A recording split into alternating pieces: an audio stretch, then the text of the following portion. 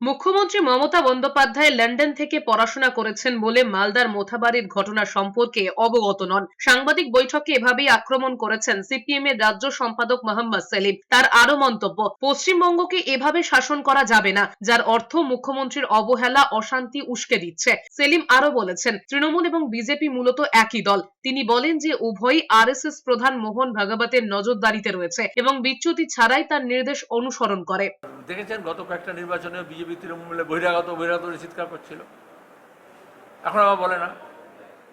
কিন্তু এটা তৃণমূল সরকারকে স্বীকার করতে হবে, আগে অতীতে তো এইসব ধর্মীয় উৎসব হতো, কিন্তু কখনো তো এখানে এই আপদ ছিল না, এই উপদ্রব ছিল না। আজকে কেন হচ্ছে?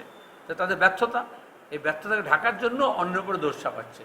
এদিকে কংগ্রেস নেতা অধীর চৌধুরী বলেছেন, পশ্চিমবঙ্গের সাম্প্রতিক সময় সাম্প্রদায়িক বাতাবরণ চিন্তার কারণ হয়ে দাঁড়াচ্ছে। এর পিছনে দায়ী পুলিশ ও প্রশাসন। তার আরো মন্তব্য, অশান্তির জন্য রাজ্যের মদত লাগে, তাছাড়া কোন রকম সাম্প্রদায়িক অশান্তি সম্ভব নয়। একই সঙ্গে মোথাবাড়িতে তৃণমূল নেত্রীর পরিকল্পনায় ওই এলাকায় অশান্তি হয়েছে বলে দাবি করেছেন অধীর। দাঙ্গা করাতে গেলে রাজ্যের সমর্থন লাগে। সেখানকার তৃণমূলের নেত্রী, যার অবস্থা খারাপ হয়ে যাচ্ছে আগামী ভোটের আগে,